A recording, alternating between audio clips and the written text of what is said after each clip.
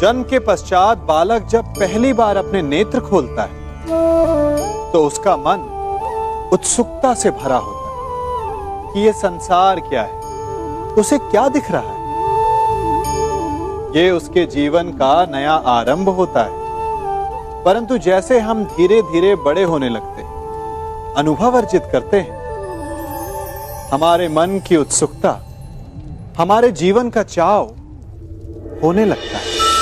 तनिक सोचिए, जब हम सुबह सोकर जगते हैं, अपनी आंखें खोलते हैं, तो उसे ही हम अपने जीवन का प्रारंभ समझ ले तो सुबह से लेकर संध्या तक के समय को ही अपने जीवन जीने का समय समझ ले तो कितनी स्फूर्ति आ जाएगी आप में, कितने काम कर पाएंगे आप, कितने लक्ष्य अर्जित कर पाएंगे। पलों से मिलकर घड़ी बनती, घड़ी से मिलकर प्रहर, प्रहर से मिलकर दिन बनते हैं और दिनों से माह और वर्ष। यदि आप अपना हर पल, हर प्रहर विश्वास से जिए, हर दिन उत्साह से जिए, तो आपका संपूर्ण जीवन सार्थक हो सकता है।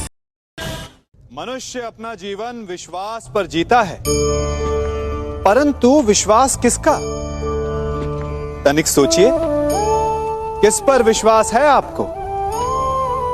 महापुरुषों की कही बातों पर, ग्रंथों में लिखे ज्ञान पर, माता पिता की सीख पर, या मित्रों के दिए गए निर्देशों पर, या फिर मेरी कही बातों पर? ये सब विश्वास अपूर्ण है जब तक आपको स्वयं पर विश्वास ना हो। यदि विश्वास करना है तो पहले अविश्वास करने के विज्ञान को भी सीखना चाहिए। आप किसी की बातों पर विश्वास ना करें। आप अपने मन से पूछें, अपनी अंतर आत्मा से प्रश्न करें, और जो उत्तर मिलेगा वही सबसे उचित होगा। जब आप अपने मन, अपनी अंतरात्मा पर विश्वास करना सीख जाएंगे तो नीति ज्ञान सब आपके भीतर से स्वतः उमड़ेगा। और यदि आप स्वयं पर ही विश्वास ना कर पाए तो धर्म ग्रंथों में लिखे श्लोक, महापुरुषों की वाणी, माता पिता की सीख या मित्रों का निर्देश कोई भी लाभ नहीं दे पाएगा। जब मेघ छाते हैं तो क्या होता है? अंधकार छा जाता है। मेघ गरजते हैं, बिजलियां कड़कती हैं, वर्षा होती है। सभी पशु अपने आश्रय स्थल पर जाकर छिप जाते हैं। मनुष्य अपने घरों की ओर दौड़ते हैं और सभी पक्षी अपने घोंसलों में जाकर छिप जाते हैं। परंतु एक जीव है जो गरजते मेघों को, कड़कती बिजलियों को, भारी वर्षा को भी हरा देता है। वो जीव है बाज, क्योंकि वो समस्या की जड़ों से ऊपर उड़ता है। वो गरजते मेघों से, कड़कती बिजलियों से, भारी वर्षा से, इन सब से ऊपर। यही अंतर है हारने वालों में और जीतने वालों में। ये युद्ध हार और जीत का नहीं, समस्या और सोच का है। यदि आप अपनी सोच को छोटी रखेंगे तो समस्या बड़ी हो जाएगी, और यदि आप अपनी सोच को बड़ी रखेंगे तो समस्या छोटी हो जाएगी। सभी बड़े सदा यही कहते आए कि यदि आगे बढ़ना है तो अपनों का साथ दो। सत्य कहते हैं, अपनों का साथ देना ही चाहिए, परंतु साथ देने से पूर्व यह अवश्य पहचान लेना चाहिए कि अपने हैं कौन। क्या अपने वही होते हैं जिनके साथ हमारा रक्त संबंध होता है, या अपने मित्र? अपने वो होते हैं जो हमें सद्कार्य के लिए प्रेरित करें, हमें आगे बढ़ाएं, हमारा साथ दें। और वो जिनका साथ देने से समाज का नाश हो, धर्म की हानि हो, वो सगे हो करके भी सगे नहीं होते।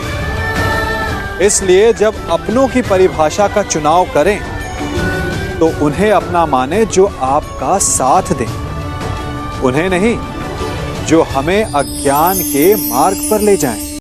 दो मनुष्यों के मध्य होता है परंतु विजय सदैव एक ही मनुष्य को मिलती है, जबकि समान रूप से दोनों शक्तिशाली होते हैं, समान ज्ञान प्राप्त करते हैं।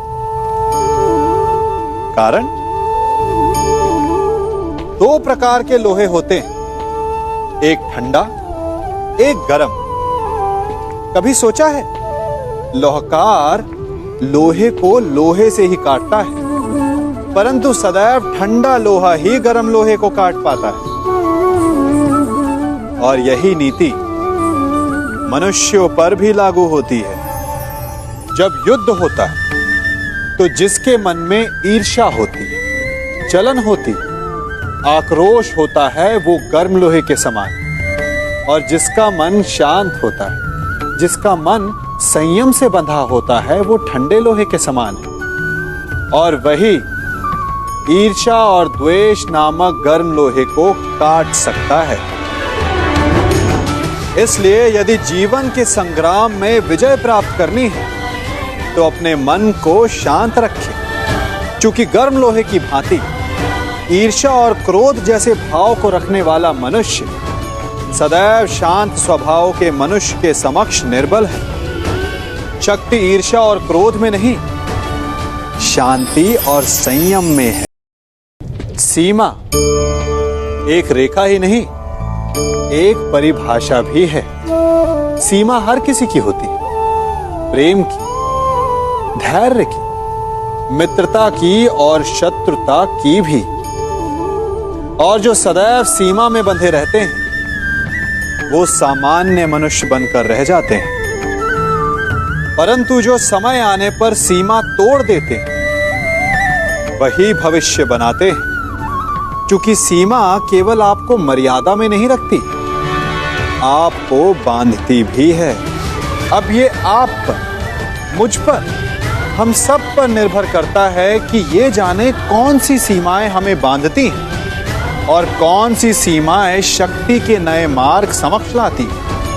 इसलिए सीमाएं तो जो कर सकते हो उससे अधिक करने का प्रयत्न कर, तभी नई सीमाएं बना पाओगे। भाग्य क्या है? जो आपने किया उसे भोगना भाग्य है, या जो आपके पूर्वजों ने किया उसका फल भाग्य है? नहीं, भाग्य वही है जो आपने किया, क्योंकि हर मनुष्य को अपने कर्मों के फल भुगतने होते हैं। इसलिए यदि जीवन में कुछ भी करें तो उस पर अपनी दृष्टि अवश्य रखें, क्योंकि आपके एक कर्म का फल आपका भविष्य बदल सकता है। हम वही बनते हैं जो हम चुनते हैं, क्योंकि वही हमारा भाग्य बनता है।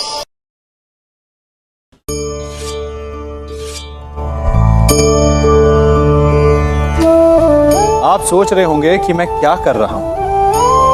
मैं युद्ध की तैयारी कर रहा हूं, वही युद्ध जो ज्वालामुखी की भांति कभी भी फट सकता है। युद्ध वही जीतता है जो युद्ध में व्यतीत होने वाले समय से अधिक समय युद्ध की तैयारी में लगाए। जो योद्धा अभ्यास क्षेत्र में जितना अधिक समय दे, रणभूमि में उतना ही कम रक्त बहेगा। एक सामान्य लौह और तीखी तलवार में अंतर यही है कि एक तीखी तलवार को कड़ी अग्नि परीक्षा से होकर जाना पड़ता है, लौहकार की मार खानी पड़ती है। एक तलवार जितनी पीड़ा सहेगी उसका वार उतना ही प्रबल होता है। इसलिए पीड़ा से घबराए नहीं, उसका सामना करें, उसका अभ्यास करें, क्योंकि यही अभ्यास जीवन के युद्ध में आपको विजयश्री बनाता है। मनुष्य सुंदरता से आकर्षित होता है, उससे प्रेम करता है और असुंदर को देता है। ऐसा होता है ना? क्या आप ऐसा नहीं करते? करते हैं। तो सुंदर और असुंदर की परिभाषा क्या है? इस आकर्षण और विकर्षण का कारण क्या है? कभी सोचा है?